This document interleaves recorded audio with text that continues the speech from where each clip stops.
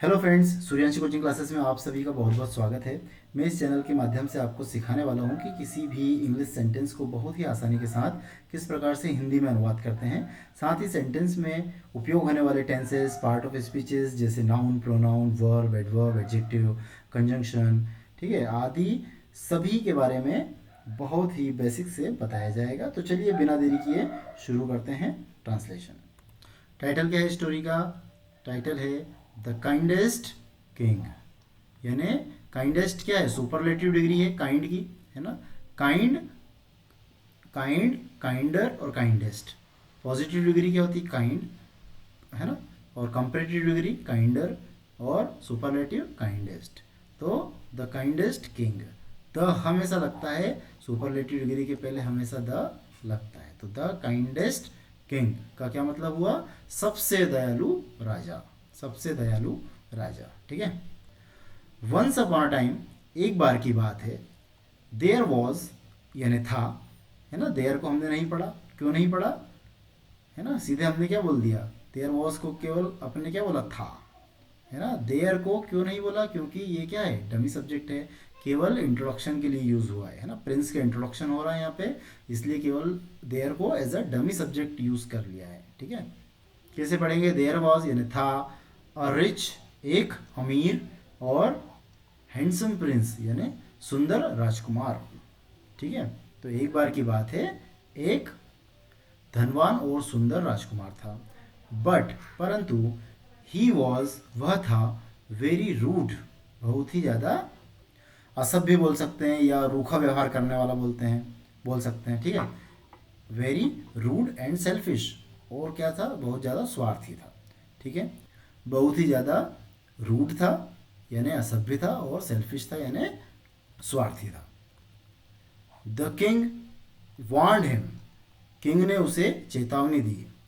Time and again, देखो यहाँ पे ज़्यादातर आपने सुना होगा अगेन एंड अगेन यूज होता है। अगेन, अगेन एंड अगेन यानी बार बार, ठीक है। टाइम एंड अगेन भी यही होता है, बार बार या कई बार, ठीक है। तो कैसे बोलेंगे? द किंग वार्नड हिम, राजा ने चेतावनी दी उसको बार बार या फिर कई बार। बट परंतु, टू नो अवेल मतलब कोई भी फायदा नहीं हुआ, है ना। बट टू नो अवेल, अब ये टू नो अवेल, इसमें कोई ग्रामर नहीं लगती। ये क्या है? इसको बोलते हैं इडियोमेटिक फ्रेज। ये इडियोमेटिक फ्रेज है और इसी तरीके से यूज होता है ना। बट टू नो अवेल मतलब परंतु कोई फायदा नहीं हुआ, ठीक है। ये अलग अलग इसकी मीनिंग निकालोगे तो कुछ भी नहीं निकलेगा। इडियोमेटिक फ्रेज एक साथ यूज होता है और एक साथ जो मैंने मतलब बताया वही होगा, ठीक है। अलग अलग मतलब निकालने की इसको कोशिश भी मत करना। वन डे यानी एक दिन, द प्रिंस यानी राजकुमार, वॉज वॉकिंग मतलब टहल रहा था, चल रहा था, है ना। इन द मार्केट प्लेस मतलब बाजार में वो टहल रहा था। इग्नोरिंग यानी, अब देखो यहाँ कॉमा लगा हुआ है, ठीक है। तो मतलब ये इसी के साथ है, देखो subject the Prince was, Prince was के साथ वॉकिंग था, तो यहीं प्रिंस वॉज के साथ ही इग्नोरिंग लगा है। मतलब प्रिंस क्या कर रहा था? इग्नोर कर रहा था। और क्या कर रहा था? मिस्ट्रीट मतलब किसी से गलत व्यवहार कर रहा था, है ना। किससे? पुअर पीपल, गरीब लोगों से, ऑन द स्ट्रीट, है ना। गली में जो लोग थे उनसे गलत व्यवहार कर रहा था, ठीक है। राइट देन, राइट देन का क्या मतलब होता है? तभी, या तो तभी बोलेंगे या फिर अलग अलग बोलना है तो ठीक तभी। कैसे बोलेंगे? ठीक तभी, ऐसे ही बोल सकते हैं, ठीक है। ठीक तभी, अ मैन एक आदमी, केम यानी आया, राइडिंग यानी सवारी, घुड़सवारी करते हुए, ऑन अ, है ना, सवारी करते हुए ऑन अ ब्लैक हॉर्स, एक काले घोड़े पर सवारी करते हुए आया। अब देखो, केम एक आदमी, है ना, अ मैन केम एक आदमी आया। अब आया के बाद में जस्ट क्या आ गया? राइडिंग आ गया। इज आर एन कुछ भी नहीं, ठीक है। तो ये क्या हो गया? इसको बोलते हैं प्रेजेंट पार्टिसिपल। क्या बोलेंगे? Present participle. और हिंदी में क्या बोलेंगे इसको? कि सवारी करते हुए आया। क्या बोलेंगे? सवारी करते हुए, ठीक है। ठीक है। यदि हम एक्चुअल सेंटेंस को लिखें, एक्चुअल सेंटेंस कैसा होगा? अ मैन केम, फिर यहां से होगा एंड ही वॉज राइडिंग, ठीक है, ऑन अ ब्लैक हॉर्स। इस तरीके से ये सेंटेंस था, लेकिन क्या करते हैं अपन, केम के बाद ये जो शब्द है एंड ही वॉज, इसको क्या करते हैं अपन, हटा देते हैं और सीधे क्या यूज़ कर लेते हैं, राइडिंग यूज़ कर लेते हैं। इसको क्या बोलते हैं, प्रेजेंट पार्टिसिपल का फ्रेज बोलते हैं, है ना। प्रेजेंट पार्टिसिपल का फ्रेजल यूज़ इस तरीके से होता है। ये पूरा सेंटेंस ना लिख के हम केवल क्या लिख देंगे, राइडिंग लिख देंगे, ये लिख दिया राइडिंग। तो हिंदी में आप डायरेक्ट समझ लीजिए, इतना डीप में जाने की जरूरत नहीं है। आप डायरेक्ट क्या समझेंगे, इसका क्या मतलब होता है, यदि किसी मेन वर्ब के बाद इस तरीके से आईएनजी फॉर्म आए वर्ब का, तो आप क्या बोलोगे उसको, कि राइड करते हुए, मतलब सवारी करते हुए, है ना। एक आदमी आया सवारी करते हुए ऑन अ ब्लैक हॉर्स, काले घोड़े पर, एंड और किडनैप्ड यानी अपहरण कर लिया, द प्रिंस यानी प्रिंस का, यानी राजकुमार का अपहरण कर लिया। ही टुक यानी टेक टू टेकन, है ना, तो लिया या फिर वो ले गया, द प्रिंस प्रिंस को, कहाँ पे, टू अ डिजर्टेड प्लेस। मतलब डिजर्टेड प्लेस किसको बोलते हैं, जो प्लेस यूज नहीं होता है ना, जिसको त्याग दिया गया है ना, या खंडहर जैसा, मतलब जिसको अपन जनरली यूज नहीं करते, ऐसे सुनसान, है ना, सुनसान भी इसको बोल सकते हैं, सुनसान जगह पर वो उसको ले गया। अब देखो ये जो डेजर्ट है ये क्या है, वर्ब है। देखो यहाँ पे DESERT, ये डेजर्ट, ठीक है, इसको बोलते हैं डिजर्ट। क्या बोलते हैं, डिजर्ट, ठीक है। इसके सारी सभी फॉर्म क्या है, यदि ये वर्ब है तो इसके फॉर्म होंगे, तो डिजर्ट, डिजर्टेड, डिजर्टेड, डिजर्टिंग, ठीक है। इसका मतलब क्या होता है, सुनसान, सुनसान, या फिर जिस जगह को छोड़ दिया गया है या त्याग दिया गया है उसको बोलते हैं, ठीक है, डिजर्ट। अब यही स्पेलिंग एक और होती है DESERT, ठीक है, लेकिन इसको बोलते हैं डेजर्ट। क्या बोलते हैं, डेजर्ट, और इसका मतलब होता है रेगिस्तान, ठीक है। ये क्या होता है, स्पेलिंग वही है लेकिन बोलेंगे डेजर्ट, और इसको क्या बोलेंगे, डिजर्ट। क्या बोलेंगे, डिजर्ट, ठीक है। डिजर्ट यदि वर्ब है तो बोलेंगे डिजर्ट यानी सुनसान, और नाउन है तो क्या बोलेंगे, रेगिस्तान, और ऐसे क्या बोलेंगे, डेजर्ट, डेजर्ट, ठीक है। और एक और आपने कभी सुना होगा DESSERT, ये होता है डिजर्ट। डिजर्ट यानी मिठाई, इसको क्या बोलते हैं, मिठाई। डिजर्ट यानी क्या होती है, मिठाई। तो ये भी नाउन है, ये भी नाउन है, और ये क्या है, ये क्या है, ये वर्ब है। इसके अलग अलग फॉर्म्स भी हैं, ठीक है। कैसे याद रखोगे, दो एस है ना, डबल एस है, इसलिए ये मीठा ज़्यादा है ना, इसलिए इसको याद रख लेना कि ये इसका मतलब होता है मिठाई, डबल एस आता है इसमें, ठीक है। ठीक है, ये आगे बढ़ाते हैं यहाँ से। He took the prince to a deserted place, है ना, उसको सुनसान जगह पे ले गया, एंड और सेड, एंड सेड और कहा, क्या कहा, फ्रॉम टुडे आज से, यू विल बैग तुम भीख मांगोगे, फॉर मी मेरे लिए। क्या कहा उससे, कि तुम आज से मेरे लिए भीख मांगोगे, ठीक है। किससे कहा, राजकुमार से कहा, ठीक है।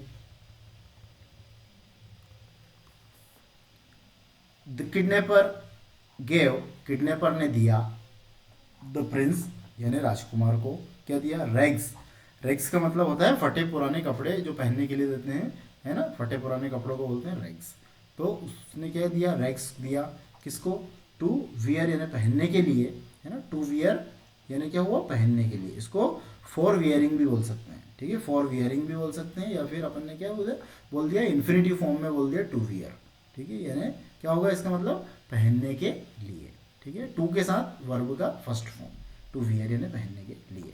एंड और लेफ्ट यानी छोड़ दिया, ही मैंने उसको, ऑन द स्ट्रीट यानी गली पर छोड़ दिया, गली में छोड़ दिया, ठीक है।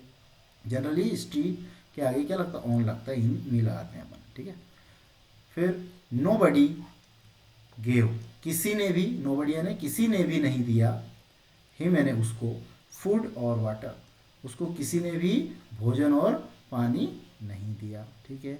The Prince now understood, Prince अब समझ गया था, समझ गया था, हिज मिस्टेक, उसकी गलती वो समझ गया था, है ना। क्या गलती की थी उसने, है ना, यहाँ ऊपर बताया गया था, देखो वो भी क्या कर रहा था, कि जो लोग थे जो गली में, उनको मिसट्रीट कर रहा था, उनके साथ गलत व्यवहार कर रहा था, इग्नोर कर रहा था उनको, है ना, और गलत व्यवहार बेसिकली वो कर रहा था। ठीक है, तो अब जाके वो सब चीज़ें, यहाँ जाके उसको गलती का एहसास हुआ जब उसको कोई भी खाना पानी नहीं दे रहा था। ठीक है, ही सेट, वह बैठ गया या वह बैठा, इन अ कॉर्नर, एक कोने में जाकर के वो बैठ गया, है ना, एंड क्राइड, और रोया या रोने लगा। ठीक है,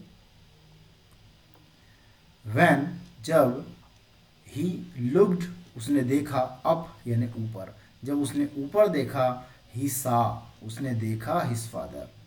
ठीक है, उसने उसके पिताजी को देखा। जब उसने ऐसे सिर ऊपर करके देखा तो उस सामने कौन थे, उसके पिताजी थे, तो उसने उसको पिताजी को देखा। द किंग सेड, है ना, राजा ने कहा, डियर सन, प्रिय पुत्र, नाउ दैट, नाउ दैट को कैसे बोलेंगे, अब जब, कैसे बोलेंगे इसको, नाउ यानी अब, और फिर दैट जो लगता है उसको बोलते हैं जब। अब जब तुम समझ गए हो, है ना, ऐसा आएगा यहाँ पे सेंस की, अब जब तुम ऐसा पाठ या सबक समझ गए हो तो फिर ये आगे की कहानी है ना। पर इसको बोलेंगे कैसे, अब जब, यू हैव लर्नड, तुम सीख चुके हो, योर लेसन यानी तुम्हारा सबक, तुम्हारा सबक तुम सीख चुके हो। अब जब तुम्हारा सबक सीख चुके हो, यू आर रेडी, तुम तैयार हो, टू बी द किंग, मतलब राजा बनने के लिए तुम तैयार हो, है ना। टू बी भी बोल सकते हैं, या फिर फॉर बीइंग, या फिर क्या बोलेंगे, फॉर बीइंग, है ना। You are ready for being the king, या फिर you are ready to be the king. ज़्यादातर ये इन्फिनेटिव फॉर्म में यूज़ होता है ना, क्योंकि छोटा भी होता है कम स्पेस में, और आसानी से अपन इजीली इसको बोल भी सकते हैं। ठीक है, द प्रिंस यानी राजकुमार, ग्रू अप टू बी, देखो बहुत ही अच्छा, ये देखिए बहुत ही अच्छा फ्रेजल यूज़ है यहाँ पे। देखो ये जो है, अब देखो ग्रू अप जो होता है ना, इसका मतलब होता है बढ़ना। ठीक है, टू बी यानी होना। ठीक है, लेकिन अपन जब इसको सबको एक साथ यूज़ करते हैं, ठीक है, ये हमेशा बहुत यूज़ होता है, इसका मतलब होता है बड़े होकर के बनना।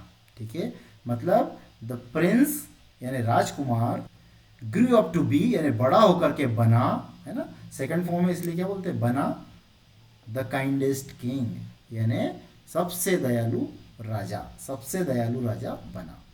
ठीक है, तो बड़ा होकर के बनना, ये क्या होता है, इस तरीके से यूज होता है, ग्रो अप टू बी।